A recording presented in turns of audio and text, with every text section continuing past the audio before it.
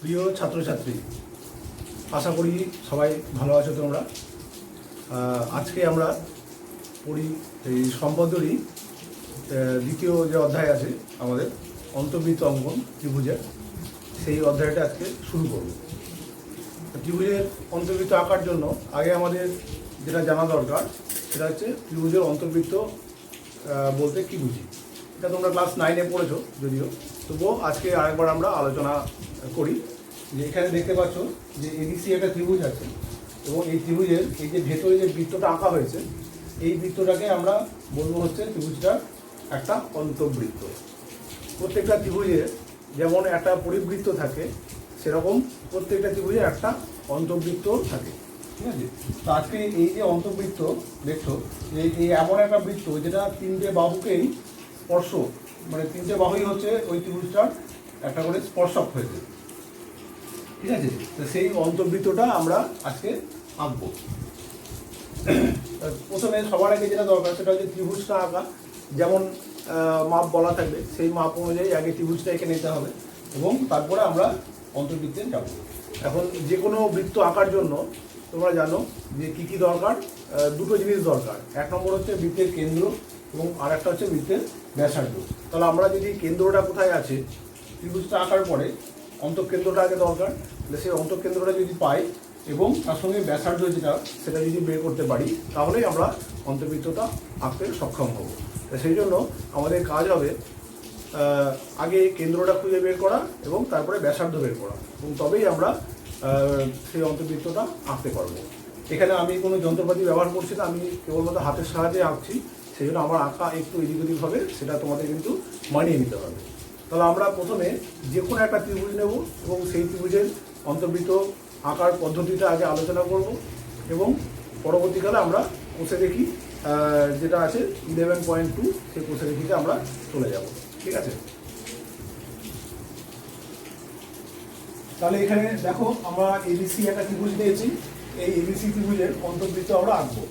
আমরা জানি যে অন্তঃকেন্দ্র কী করে পাই না, ত্রিভুজের তিনটে কোণের অন্তঃসমাধিখণ্ড তিনটে একটা বিন্দুতে মিলিত হয়, সেটাই হচ্ছে ত্রিভুজের অন্তঃকেন্দ্র।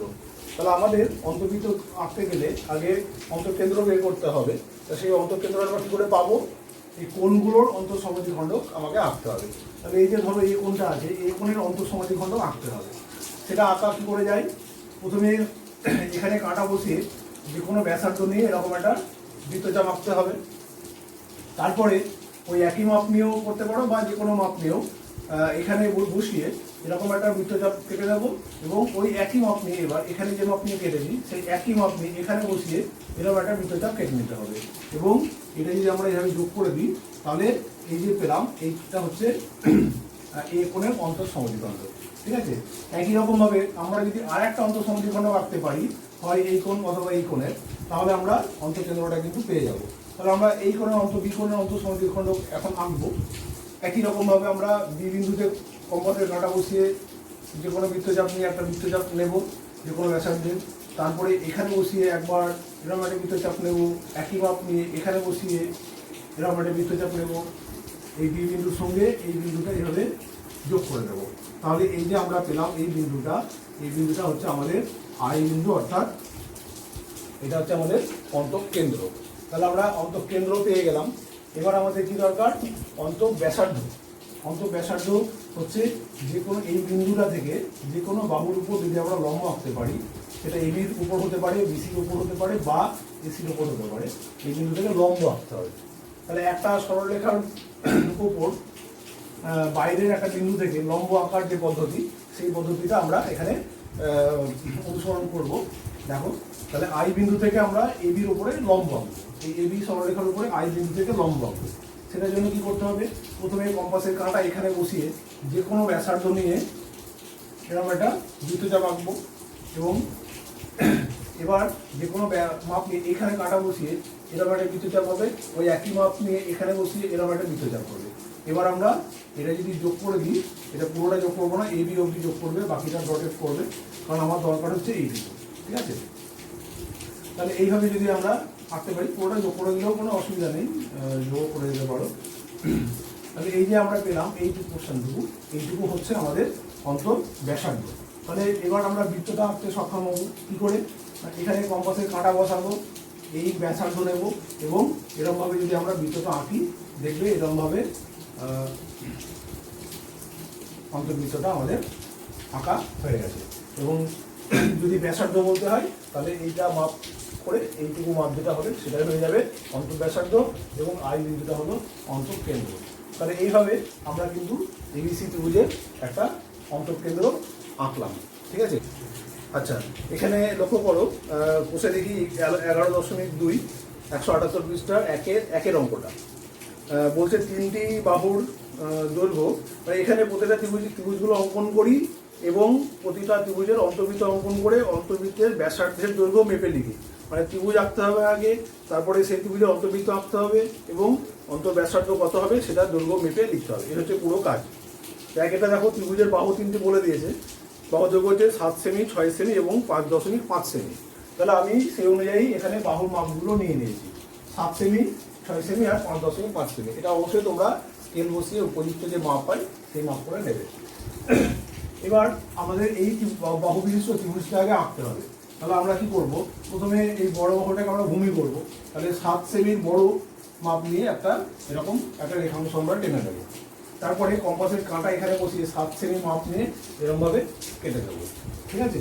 তারপরে এই 6 সেমি মাপ নিয়ে এখানে বসিয়ে এরকমভাবে কেটে দেবো 6 সেমির মাপ নিয়ে, এবং 5.5 সেমি মাপ নিয়ে এইখানে বসিয়ে এরকমভাবে কেটে দেবো। ঠিক আছে? দিয়ে আমরা এই ত্রিভুজটা পেয়ে যাবো। এটা নাম দিয়ে দেবে এ বি সি, এখানটায় এক্স। ঠিক আছে? এটা আমার আঁকাটা। এবার আমাদের যা পদ্ধতি আছে, প্রথমে এখানে বসিয়ে যে কোনো বৃত্তচাপ নেব, তারপরে এখানে বসিয়ে এরকম বৃত্তচাপ নেব, এখানে বসিয়ে বৃত্তচাপ আঁকবো এবং এটা যোগ করে দেবো। তাহলে এটা আমাদের এই কোণের অন্তঃসমদ্বিখণ্ড হলো।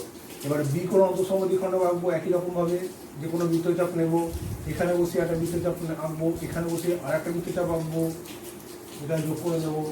তাহলে এই যে আমরা পেলাম, এটা হচ্ছে আমাদের অন্তঃকেন্দ্র। এবার আমরা অন্তঃব্যাসার্ধের জন্য এখানে কী করবো? প্রথমে এইখানে কম্পাসের কাঁটা বসিয়ে যে কোনো একটা এর থেকে বেশি দূর হতে যে কোনো একটা ব্যাসার্ধ নিয়ে এরকম একটা বৃত্তচাপ আঁকবো। এবার ওই মাপ নিয়েও করতে পারি বা অন্য মাপ নিয়ে এখানে কাঁটা বসিয়ে এরকম একটা বৃত্তচাপ, ওই একই মাপ নিয়ে এবার এখানে যা মাপ ছিল সেই একই মাপ নিয়ে এরকম জায়গায় একটা বৃত্তচাপ। এবার যদি এটাকে আমরা যোগ করে দিই তাহলে আমরা এইটুকু পেয়ে গেলাম হচ্ছে ব্যাসার্ধ। ঠিক আছে? তাহলে আমরা এখানে কেন্দ্র পেয়েছি, ব্যাসার্ধ পেয়েছি। কাজেই আমরা কম্পাসটা এখানে বসিয়ে এই ব্যাসার্ধ নিয়ে আমরা এইভাবে বৃত্তটাকে এঁকে দিতে পারবো এবং সেক্ষেত্রে আমরা দেখবো যে বৃত্তটা তিনটে বাহুতেই কিন্তু সুন্দরভাবে স্পর্শ করে যাবে। ঠিক আছে? এইভাবে আমরা অন্তঃকেন্দ্রটা আঁকবো এবং পাশাপাশি কিন্তু আমাদের অবশ্যই এই অন্তঃব্যাসার্ধটা এখানে লিখে দিতে হবে যে এখানে অন্তর্বৃত্ত অঙ্কন করা হলো এবং নিম্নেও অন্তঃব্যাসার্ধ।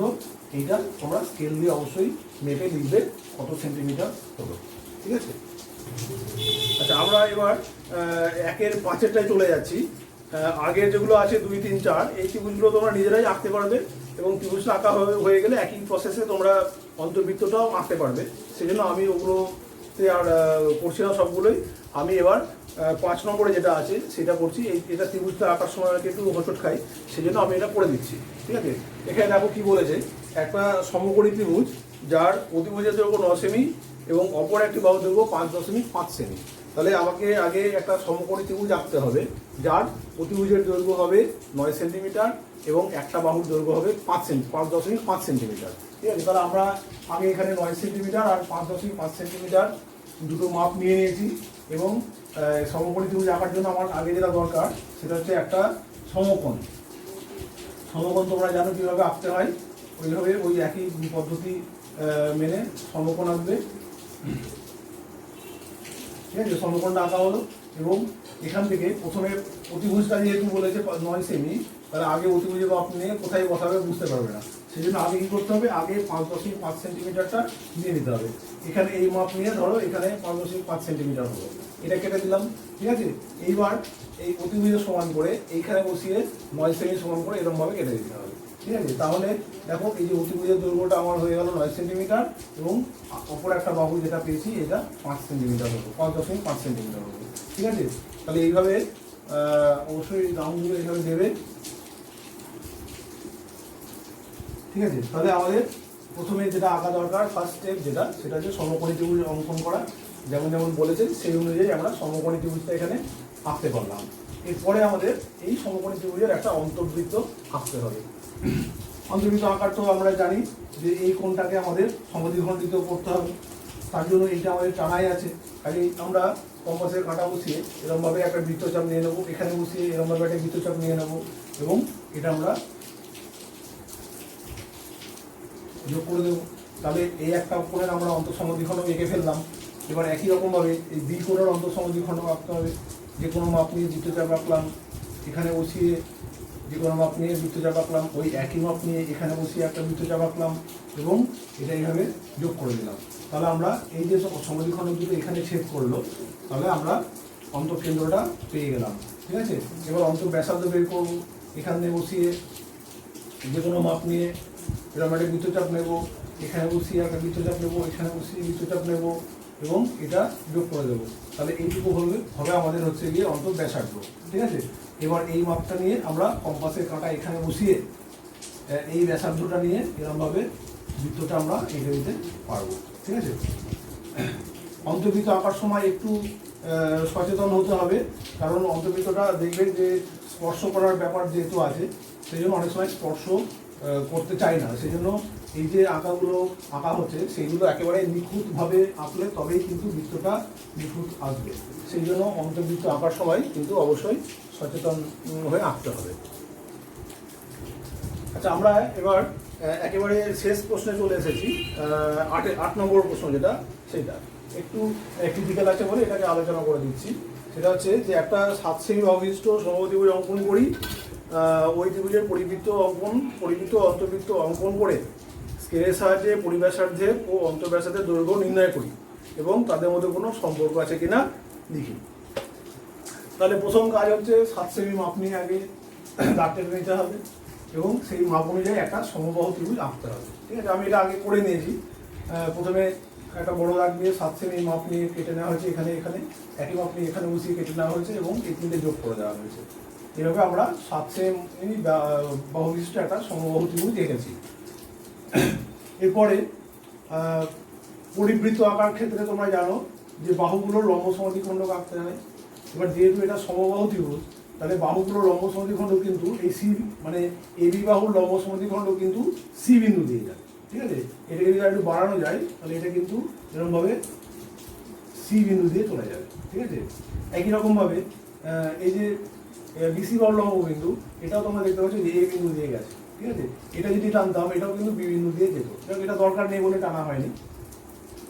বেশ, এখানে তাহলে আমরা এইভাবে বাহুগুলো লম্ব সমদ্বিখণ্ডক এঁকে আমরা যেখানে ছেদ করলো সেই ছেদ বিন্দুটাকে আমরা বলবো হচ্ছে গিয়ে এটা হচ্ছে পরিকেন্দ্র। ঠিক আছে, এবং আমরা জানি পরিব্যাসার্ধ হচ্ছে পরিকেন্দ্র এবং একটা শীর্ষ যোগ করে যেটা পাই এটা হচ্ছে পরিব্যাসার্ধ, এইটুকু। ঠিক আছে, এবং এইভাবে মাপ নিয়ে আমরা যদি বৃত্তটা আঁকতে পারি তাহলে এটা হয়ে যাবে একটা পরিবৃত্ত।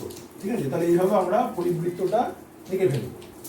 আচ্ছা, এবার অন্তর্বৃত্ত আঁকার জন্য অন্তর্বৃত্ত তোমরা এই যে এ কোণের অন্তঃসমদ্বিখণ্ডক আঁকতে পারো। ঠিক আছে, যাই হোক এই বাহুটাই কিন্তু আসবে, এইটাই আসবে যেটা আমরা বিসি বাহুর লম্ব সমদ্বিখণ্ডক এঁকেছি, সেটাই কিন্তু এ কোণের অন্তঃসমদ্বিখণ্ডক হবে। ঠিক আছে, যেটা আমরা এবি বাহুর লম্ব সমদ্বিখণ্ডক এঁকেছি সেটাই কিন্তু এই সি কোণের অন্তঃসমদ্বিখণ্ডক হবে। কাজেই আমরা বলতে পারি যে এরা কিন্তু অন্তঃসমদ্বিখণ্ডক। ঠিক আছে, এবং ওরা এখানে ছেদ করেছে, তাহলে ওই একই বিন্দু কিন্তু অন্তঃকেন্দ্রও হবে। ঠিক আছে, তাহলে অন্তঃকেন্দ্র আমরা পেয়ে গেলাম। এরপরে আসছি কিসে আসতে হবে, এই অন্তঃব্যাসার্ধ। অন্তঃব্যাসার্ধ কোনটা হবে, এখান থেকে লম্ব, এটা দেখো কিন্তু এটা কিন্তু লম্বই, তাই না? এই যে যেটা টানা হয়েছে এটা কিন্তু এবির উপরে লম্বই, তাই না? কাজে লম্ব আর আলাদা করে আমার যে টানা ছিল দরকার ছিল ও বিন্দু থেকে এখানে বৃত্তচাপ এঁকে তার নিচে বৃত্তচাপ এঁকে দরকার নেই, কারণ এটা লম্বই আছে। কাজেই তোমার কী করতে হবে, কেবলমাত্র জাস্ট এখানে বসি এই মাপ নিয়ে আমাকে অন্তর্বৃত্তটা এইভাবে এঁকে ফেলতে হবে। ঠিক আছে, এইটা হলো অন্তঃকেন্দ্র এবং এইটুকু হচ্ছে অন্তঃব্যাসার্ধ। ঠিক আছে, বুঝতে পারছো নিশ্চয়ই, এই মাপটুকু হচ্ছে অন্তঃব্যাসার্ধ। ঠিক আছে, তাহলে আমাকে কম্পাসের কাঁটাটা ও বিন্দুতে বসিয়ে এরকমভাবে ব্যাসার্ধ নিয়ে বৃত্তটা এঁকে ফেললেই অন্তঃব্যাসার্ধ আমরা পেয়ে যাব। ঠিক আছে, অন্তর্বৃত্তটাও এইভাবে আমরা আঁকতে পারবো। ঠিক আছে, এরপরে আসছে এদের অনুপাত।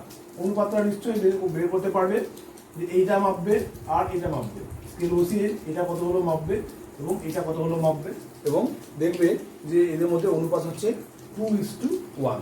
ঠিক আছে, বেশ। তাহলে আজকে আমরা সম্পাদ্যের আমাদের যে পরিবৃত্ত অঙ্কন এবং অন্তর্বৃত্ত অঙ্কন, আমরা এর আগের ভিডিওতে পরিবৃত্ত করেছি এবং আজকে আমরা অন্তর্বৃত্ত অঙ্কনটা এখানে সম্পন্ন করলাম। তোমরা অবশ্যই বাড়িতে অভ্যাস করবে এবং আশা করি এটা পারবে। সম্পাদ্য আঁকার ক্ষেত্রে যে নিয়মগুলো মেনে চলতে হয় সেই নিয়মগুলো অবশ্যই মেনে চলবে, যেটা আমি প্রথম সম্পাদ্যের যে প্রথম এর আগের যে ভিডিও ছিল সেটাতে আমি আলোচনা করেছি। আজকে এই পর্যন্তই। এরপরে আমি জ্যামিতির অন্য কোনো একটা অধ্যায় নিয়ে এই পরবর্তী ভিডিওতে তোমাদের সামনে হাজির হব। সকলকে ভিডিওটি দেখার জন্য ধন্যবাদ এবং সকলে ভালো থাকবে, সুস্থ থাকবে। ধন্যবাদ।